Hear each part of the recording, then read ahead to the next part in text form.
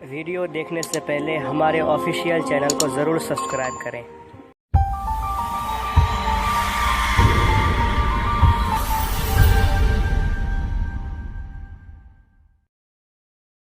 حضور کی امی جان سیدہ آمنہ جب لوگ دور جہالت میں جیتے تھے تو اس وقت حضور کی امی کے پاس اتنا علم تھا کہ حضور کی امی شاعری کرتی تھی، شاعرہ تھی حضور کی امی جان۔ ان کی شاعری کتابوں کے اندر موجود ہے۔ بہت بڑی دانشور تھی حضور کی امی جان سیدہ آمنہ خاتون سلام اللہ علیہا۔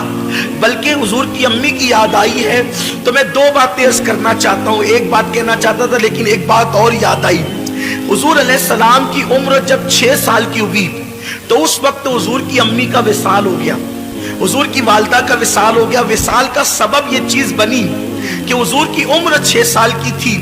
حضور کی امی جان نے کہا میرے شہزادے محمد تم نے اپنے والد کی زیارت نہیں کی ہے، ایک کام کرو کہ تمہارے والد کی قبر یثرب میں ہے، یعنی موجودہ مدینہ منورہ۔ اس وقت وہ مدینہ نہیں بنا تھا، یثرب اس کہلاتا، یثرب میں ہے تمہارے ابا کی قبر۔ چلو تم نے باپ کا چہرہ تو نہیں دیکھا، تم کو والد کے مزار کی زیارت کرا کر کے لاتی ہوں۔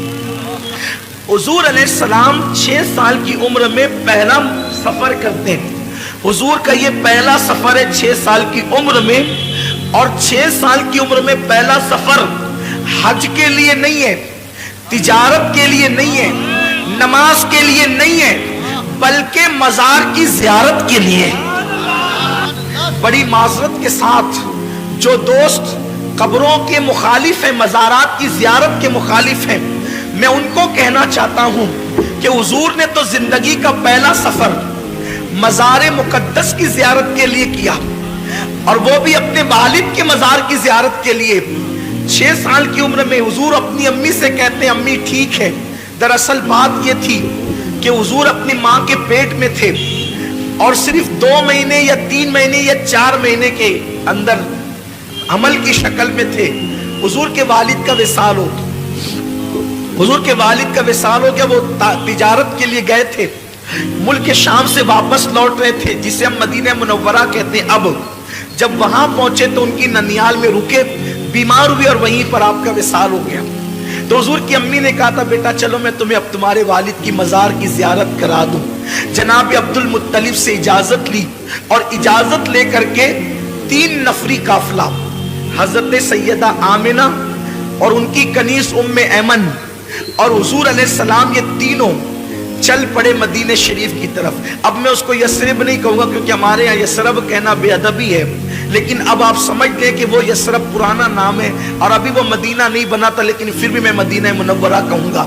تو سرکار چلے، 1 مہینے تک حضور نے اپنی امی کے ساتھ وہاں قیام کیا بچپنے میں 6 سال کی عمر میں، اور قبر والد کی قبر پہ جاتے امی کے ساتھ۔ جب رخصتی کا وقت آیا کہ اب جانا ہے مکہ المکرمہ، تو حضور کی امی کبھی اپنے شوہر کی قبر کو دیکھتی ہے اور کبھی حضور کے چہرے کو دیکھتی ہے، اور شوہر کا صدمہ۔ حضور کی امی جان کی عمر ابھی 18-19 سال ہی تھی کہ وہ بیوہ ہو گئی۔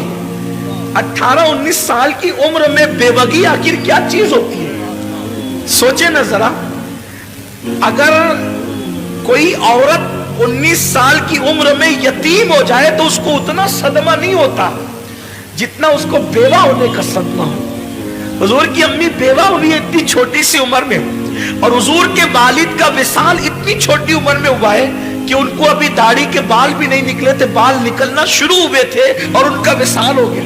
یعنی زندگی کی مکمل بہاریں بھی نہیں دیکھی ہے اور وصال ہو گیا۔ تو کبھی شوہر کی قبر دیکھتی، کبھی بیٹے کا معصوم سا چہرہ دیکھتی ہے۔ اور 6 سال کی عمر میں میرے نبی کتنے خوبصورت لگتے ہوں گے، جس کے گالوں کی قسم قرآن یاد کرے والضحیٰ کہہ کر، جس کے زلفوں کی قسم یاد کرے قرآن واللیل کہہ کر، جس کی مانگ کو قرآن گویا کہ مطلع الفجر حق کہے۔ آخر اس رسول اعظم جب بچے لڑکپن کی طرف جاتے ہیں تو بڑے خوبصورت لگتے ہیں۔ जब जवानी की तरफ जाते तो बड़े हसीन लगते हैं, आम बच्चे भी खूबसूरत लगते हैं, तो जिसकी सूरत खुदा भाती हो उसके शबाब का आलम क्या होगा। गोद में आलम शबाब, हाले शबाब कुछ न पूछ। तो कभी बेटे का चेहरा देखती है, कभी शौहर की कब्र देखती और अशार पढ़ती है शौहर की याद में, और बेटे का हाथ पकड़ करके फिर आखिरी बार कब्र देख करके निकलती है। उसी में तबीयत में तब्दीली शुरू हुई, तबीयत बदलना शुरू हुई, सफर शुरू हुआ, यहां तक के कि मकाम अबवा तक पहुंचते पहुंचते अब सफर की हिम्मत नहीं रही।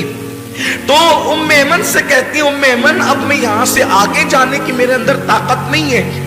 तो उम्मे ऐमन के सहारे अपनी सवारी से नीचे उतरती हैं, और नीचे उतरने के बाद एक छोटा सा टीला था जो अब भी है, उस पर चढ़ती हैं। उस वक्त सफर में तकिया भी नहीं था, तो हुजूर ने अपने नन्हे हाथों से पत्थर तलाश किया और अपनी माँ के सरहाने छोटा सा पत्थर रखा और चटाई पे माँ को लिटा दिया। हुजूर की अम्मी जान लेटी हुई है और सीने के पास अल्लाह के रसूल, 6 साल के अल्लाह के रसूल जलवगर है। कभी हुजूर की अम्मी हुजूर का चेहरा देखती है और कभी उम्मे ऐमन को देखती है और रोती है। हुजूर माँ को रोता देखकर रोते हैं और हुजूर अम्मी से पूछते हैं, माँ तुम क्यों रो रही हो। मैं जब भी अपनी माँ को माँ कहता हूं तो सिर्फ इस नीयत से कहता हूं कि मेरे नबी ने आमिना को माँ कह के पुकारा है, बस उस यादगार को जिंदा करना है, इसीलिए हम अपनी माँ को माँ कहते हैं। बस माँ को माँ कहने की वजह यह है कि मेरे महबूब ने आमिना को माँ कह करके पुकारा है। और अल्लाह अकबर, सारी कायनात जिसको पुकारती है, सारी कायनात जिसको पुकारती है उसने आमिना को पुकारा है।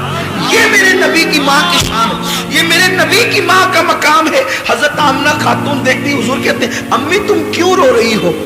तो उम्मे ऐमन का हाथ पकड़कर चेहरा रसूल का देखकर कहती है, उम्मे ऐमन अब मैं बचूंगी नहीं, ये मेरी आखिरी सांसें हैं। मेरा बेटा बड़ा शान वाला है, मैंने बड़े शान वाले बेटे को जन्म दिया है, इसको संभाल कर मक्का ले जाना मेरी अमानत को। आमिना खातून कहती, उम्मे ऐमन मेरा बेटा वो है कि मशरिक से लेके मगरिब तक जिसकी शान के डंके बजेंगे। अभी लोगों को पता नहीं है, अभी लोगों को पता नहीं कि अल्लाह के रसूल है। हुजूर की अम्मी कहती है कि मेरा बेटा वो है कि मशरिक और मगरिब में जिसकी अजमत के डंके बजेंगे। अल्लाह अकबर। और फिर उसके बाद किस शान से नबी की अम्मी दुनिया से जाती है। इमाम जुर्कानी ने लिखा है कि हुजूर की नात पढ़ते हुए वो दुनिया से, हुजूर की नात, हुजूर की नात इस उम्मत में सबसे पहले हुजूर के घर से लिखी गई है। हुजूर की नात सबसे पहले हुजूर के घर से लिखी गई है। नात लिखना ये हुजूर के घर वालों का तरीका है। हुजूर के घर से हुजूर की नात सबसे पहले नात हुजूर के घर में लिखी गई। या तो हुजूर के चचा हजरत अबू तालिब ने नात लिखी, या हुजूर की अम्मी जनाब आमिना ने हुजूर की नात। अब हजरत आमिना ने क्या लिखा, हजरत आमिना के जो अशार है उसका मफहूम पेश कर रहा हूं। वो कहती है, हर नई चीज पुरानी हो जाएगी, हर नई चीज पुरानी हो जाएगी, हर उरूज को ज़वाल आएगा। फरमाती है मगर मुझे कोई भुला नहीं सकेगा, मुझे कोई भुला नहीं सकेगा। जरा देखे तो क्यों नहीं भुलाएगा। वहाब की बेटी है इसलिए, अब्दुल मुत्तलिब की बहू है इसलिए, अब्दुल्ला की बीवी है इसलिए, अरब की खातून है इसलिए, कुरैशी है इसलिए। कहती है कि मुझे भुलाया नहीं जाएगा। हर नई चीज पुरानी होगी, हर उरूज को ज़वाल आएगा, मुझे भुलाया नहीं जाएगा, क्योंकि मैंने ऐसे बेटे को जन्म दिया है। इसकी वजह से मेरा तस्करा मशरिक और मगरिब में। नारे तकबीर, नारे रिसालत, अज़मत मुस्तफा, सुभान अल्लाह, सुभान अल्लाह। इसकी वजह से मेरे बेटे का फैजान दुनिया में आम होगा।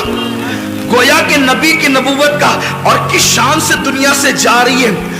रसूल के चेहरे पे नजर है, जबानों पे नाते मुस्तफा है, और इसी शान से वो दुनिया से रुखसत होती है। रोते हुए अचानक आंखें बंद हो जाती है।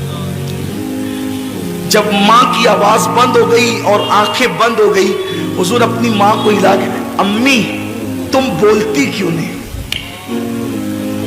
एक 6 साल के पैगंबर के जज्बात थे, मासूम जज्बात। अम्मी तुम बोलती क्यों नहीं? उम्मे ऐमन ने हुजूर को पकड़ के सीने से लगाया, कहा शहजादे जो दुनिया से चले जाते हैं वो बोला नहीं करते, जो दुनिया से चले जाते हैं वो मेरा ईमान है। खैर से उम्मे ऐमन ने हुजूर को मना कर दिया। अल्लाह की इसमें हजारा हिकमतें थी।